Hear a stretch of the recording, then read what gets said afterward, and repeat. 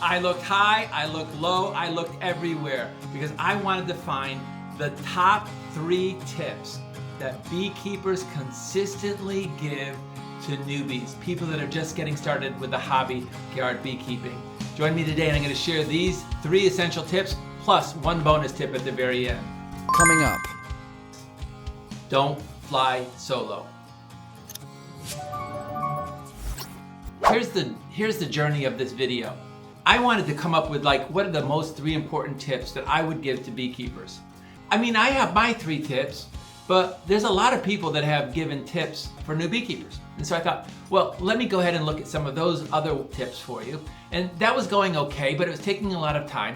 And so I dug in and I used Google AI deep research. And I said, Google, I want you to research as many websites as you possibly can across the internet. And I want you to take and give me the top 3 tips that are consistently repeated by experienced beekeepers when being given to new beekeepers. And I'm gonna give those to you today. Now, there are a lot of websites that have top 5 tips, top 7 tips, top 10 tips for beekeepers. I said, no.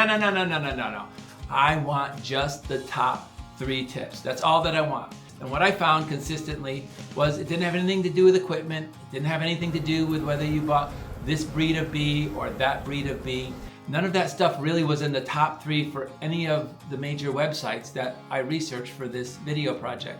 But these are what I did find. Let's not waste any more time. Let's get into tip number 1.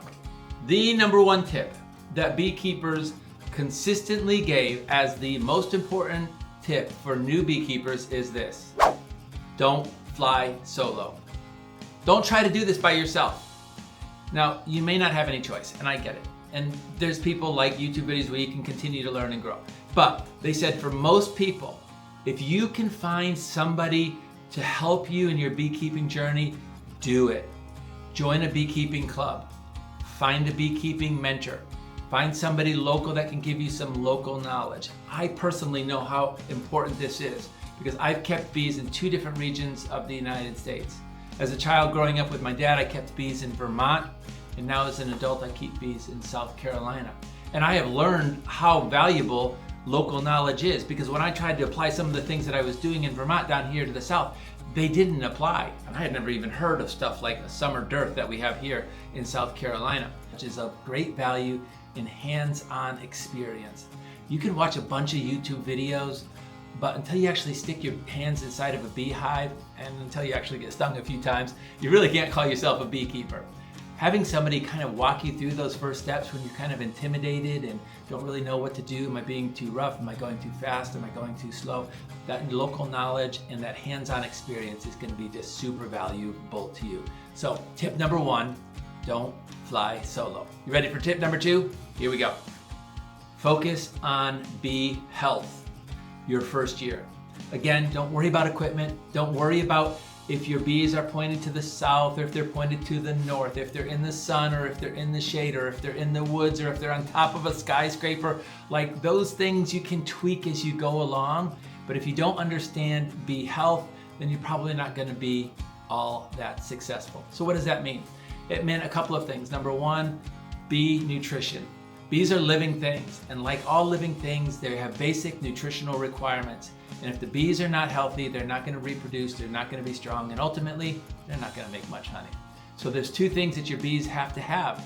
And if they're available into the environment, that's what the bees prefer and want. But if they're not, as responsible beekeepers, we might have to help supplement that.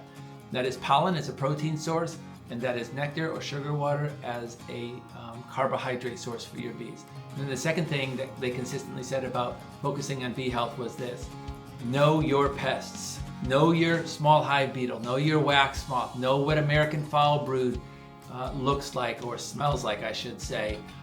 Know mostly about the Varroa destructor, the mite that is wreaking havoc on bees here in North America for us right now. Know how to treat, know how to test. Now I know we probably want to focus on honey. I want honey, right? And we all want the reward for our labors. But maybe that comes, maybe it doesn't come till year number 2. If your bees are healthy, there's a much better chance that they're going to be able to produce a lot of good honey for you. So, and the third tip, that was one of the top 3 consistently given by experienced beekeepers to new beekeepers was this: learn and keep learning. Learn and keep learning. Somebody once told me, they said, the real honey in beekeeping is the learning. It's the journey, it's the understanding. And they emphasized consistently things that I agree are super important. For example, understand bee basics. Don't start too fast. Don't start with 10 or 20 hives and just say, hey, I'm going to go in this thing full steam. Start slow. Learn bee biology.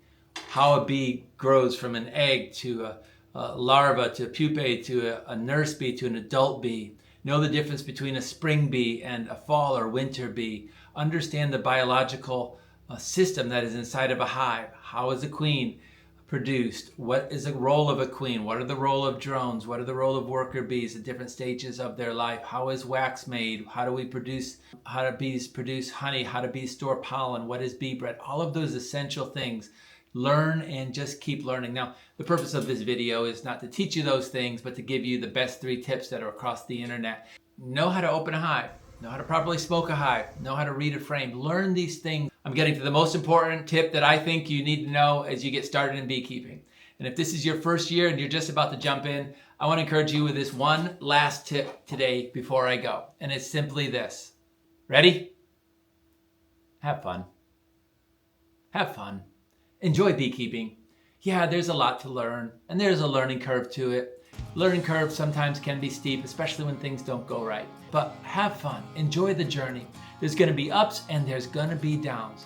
You're going to have some hives that are just going to burst, and you're going to split them, and they're going to make just gallons and gallons of honey for you, and it's going to be amazing. And then there's going to be times that you go out and your hive is absconded, swarmed, or even dead out. And all of those are part of the journey. So be ready for that, but have fun. Enjoy the journey. Don't get overwhelmed by how much there is to know and to learn. Just focus on these 3 things and have a good time doing it. Number 1, don't fly solo. If you have any way that you can avoid flying solo, then take a way to avoid it. Find a mentor, find a club, get involved. Number 2, focus on bee health, nutrition, and pests. Just focus on that. A lot of other things you can learn as you go along in the journey, but your first year, just focus on that. And then number 3, learn, learn, learn. Keep learning as you go through your first year of beekeeping, and you're going to find that there's a tremendous amount of joy. And my best tip for you is have fun. Enjoy the journey. Listen, you're spending time, you're investing money in it. Enjoy it. Have a good time. I hope you're successful in your first year of beekeeping. If I can help you, or if you have another essential top 3 tip, now it needs to be a top 3 tip, then put it in the comments below. Hi, this is Ray. When you hit like, subscribe, or leave a comment, it really helps me to build my channel. So thank you so much.